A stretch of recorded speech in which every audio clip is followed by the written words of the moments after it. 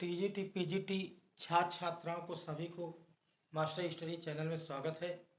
आप सभी को सुप्रभात। उम्मीद है आप लोग स्वस्थ होंगे, अच्छे होंगे और अपनी तैयारी को सुचारू रूप से चला रहे होंगे, जिससे हमारी जो परीक्षा मई जून में टीजीटी पीजीटी की लगी हुई है उसमें हमें ईश्वर सफलता प्रदान करे। तो जिस प्रकार से हम हिंदी साहित्य की तैयारी कर रहे थे, टीजीटी पीजीटी की हिंदी साहित्य में जो संस्कृत का टॉपिक आता है उस संस्कृत के टॉपिक को एक एक टॉपिक को लेकर के हम लोग आगे बढ़ रहे थे। उसी कड़ी में हम लोग संस्कृत में जो विभक्तियां हैं उन विभक्तियों की पहचान कैसे करते हैं, इस विभक्ति को एक पार्ट आपको पढ़ाया गया था। आज उसका जो दूसरा पार्ट है, आज उसी को पढ़ेंगे, विभक्ति परिचय। तो सभी लोग कॉपी पेन लेकर के बैठ जाएं और एक एक पॉइंट को नोट करते रहें। पंचमी विभक्ति। पंचमी विभक्ति का सूत्र है ध्रुवम पाए अपादानम। ध्रुवम पाए अपादानम मतलब स्वयं से अलग करने वाली, अर्थात ध्रुव मूल में पंचमी विभक्ति होती है। कहने का मतलब ध्रुवम पाए अपादानम, जो वस्तु अगर किसी आधार से वो अलग होती है वहां पर पंचमी विभक्ति होती है। जैसे पेड़ से पत्ते गिरते हैं, वृक्षात पर्णानि पतंती। वृक्षात पर्णानि पतंती, वृक्ष से पत्ते गिरते हैं, यहाँ पर पंचमी विभक्ति है। जैसे वृक्षेभ्यः फलानि पतन्ति, वृक्ष से फल गिरते हैं। गंगा हिमालयात् निःसरति, गंगा हिमालय से निकलती है। तो गंगा हिमालय से निकलती है, यहाँ पर पंचमी विभक्ति हो रहा है। वृक्षेभ्यः फलानि पतन्ति, वृक्ष से फल अलग हो रहा है।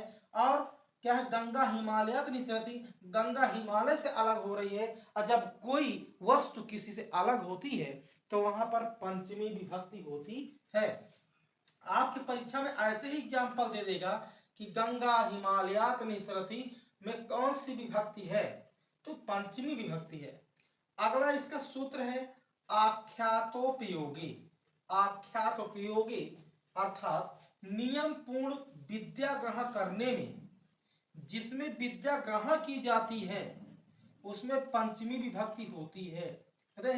नियम पूर्ण विद्या ग्रहण करने में जिससे विद्या ग्रहण की जाती है, जिससे विद्या ग्रहण की जाती है उसमें पंचमी विभक्ति होती है। जैसे उपाध्यात अधीते, उपाध्यात अधीते और भी कहते हैं। इसके बाद इसका एक और भी सूत्र है भीतार्था नाम भय हेतु। यहां भी पंचमी विभक्ति है। भीतार्था नाम भय हेतु, भय तथा रक्षा अर्थ वाली धातुओं के योग में जिससे डरा जाता है या जिससे रक्षा की जाती है उसमें पंचमी विभक्ति होती है। भीतार्था नाम भय हेतु, भय तथा रक्षा अर्थ वाली धातुओं के योग में जिससे डरा जाता है या जिससे रक्षा की जाती है उसमें पंचमी विभक्ति होती है। जैसे सिंघात विभेति, सिंघात विभेति, सिंह से डरता है, शेर से डरता है। षष्ठी विभक्ति, षष्ठी विभक्ति है, क्या है, षष्ठी से, ये सूत्र है इसका, षष्ठी से छह कारकों के अतिरिक्त संबंध शेष बचता है। छह कारकों के अतिरिक्त संबंध शेष बचता है। संबंध अर्थ में षष्ठी विभक्ति होती है। संबंध के अर्थ में जो संबंध बताए, जैसे राज्ञः पुत्र, राज्ञः पुत्र मतलब राजा का पुत्र, राजा का पुत्र। तो यहाँ पर क्या ये संबंध कारक है, तो यहाँ पर संबंध कारक ही ये आपकी षष्ठी विभक्ति है। बालकस्य माता, बालकस्य माता बालक की माता, बालक की माता। तो बालक की माता यहाँ का की ये रा रे री, ये संबंध कारक है, इसलिए यहाँ पर षष्ठी विभक्ति है। तो जहां पर संबंध बताया जाता है या षष्ठी से आप इससे भी पहचान कर सकते हैं कि जो विभक्तियां हैं जिसमें कोई भी सूत्र फॉलो ना हो वहां पर षष्ठी विभक्ति होती है। सप्तमी विभक्ति, सप्तमी विभक्ति का सूत्र है यतस्य निर्धारणम। यतस्य निर्धारणम जहां वस्तुओं में से एक को छांटा जाए, जहां वस्तुओं में से एक को छांटा जाए, वहां जिसमें से छांटा जाए सप्तमी विभक्ति होती है। जैसे गवाम या गोसु कपिला श्रेष्ठा अस्ति, मतलब गायों में कपिला श्रेष्ठ है। जैसे गाय है तो गायों में क्या है, ये बता रहा है कि जहां वस्तुओं में से एक को छांटा जाए, जैसे बहुत सी ढेर सारी गाय है और वहां जिसमें से छांटा जाए, उन गायों में से हम छांट रहे हैं, क्या छांट रहे हैं कि गवाम या गोसुम कपिला श्रेष्ठ अस्ति, मतलब सभी गायों में कपिला गाय श्रेष्ठ होती है, जो बहुत ही अच्छी मानी जाती है, बहुत दूध देती है। तो ये कहा गया, आप गवाम लिखें या गोसुम कपिला श्रेष्ठा अस्ति। जैसे कवि नाम, कवि नाम या कबीसु कालिदासा श्रेष्ठा अस्ति, कबीसु कालिदासा श्रेष्ठ अस्ति, जो कवियों का समुदाय है सभी कवियों में कालिदास श्रेष्ठ है। जैसे कहा जाए पुस्तकेषु रामचरितमानसा श्रेष्ठा, पुस्तकों में रामचरितमानस श्रेष्ठ है। तो पुस्तक का समुदाय है, बहुत ढेर सारी पुस्तकें हैं, उसमें से क्या है, रामचरितमानस को हम लोग चुन रहे हैं कि रामचरितमानस श्रेष्ठ है। गंगा या नदी सुश्रेष्ठा अस्ति, मतलब नदियों में गंगा श्रेष्ठ है, गंगा नदी जो है नदियों में श्रेष्ठ है। तो बहुत सी नदियां हैं, तो जो जिन नदियों में के समुदाय में हम समूह में झुंड में से क्या कर रहे हैं, उसका अलगाव कर रहे हैं, उसको छांट रहे हैं, अलग कर रहे हैं, उसको छांट करके अलग कर रहे हैं। तो ये यहाँ पे आपको सप्तमी विभक्ति है। जैसे फलेषु रसाला श्रेष्ठ अस्ति, फलेषु बहुत से फल हैं, लेकिन फलेषु रसाला, रसाला माने आम, फलों में आम श्रेष्ठ है। तो इस प्रकार से यहाँ पे सप्तमी विभक्ति है। तो इस प्रकार से आप लोगों ने पढ़ा द्वितीय विभक्ति। द्वितीय विभक्ति क्या होता है, आपने पिछली वीडियो में पढ़ा होगा। द्वितीय विभक्ति अभितः परितः समयः निक्साहा प्रतियोगे द्वितीय विभक्ति अस्ति। जहां पे अभितः परितः समयः निक्सा हा प्रतियोग का योग होता है, वहां पर द्वितीय विभक्ति होती है। जैसे क्या होता है, अभिता वृक्षा, अभिता वृक्षा संति, मतलब ग्रामम अभिता वृक्षा संति, ग्रामम अभिता वृक्षा संति, गांव के चारों ओर वृक्ष हैं।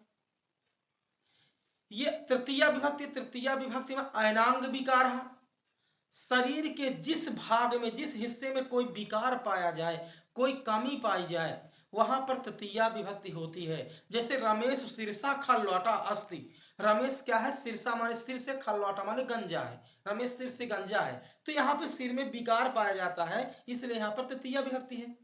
तृतीया में और भी सह युक्ते अप्रधाने, सह माने साथ, जहां पे साथ का योग होता है, सह, साकम, सधम, सार्धम, सबका अर्थ साथ होता है। जैसे रामदास पुत्रेण सह क्षेत्राणि गच्छन्ति, रामदास पुत्र के साथ खेत जाता है।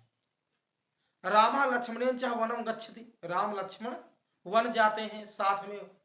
तो यहां पर आपका तृतीया है। चतुर्थी नमः, स्वस्ति, स्वाहा, स्वधा, वष्टम, अलम, योगाश्च चतुर्थी विभक्ति अस्ति।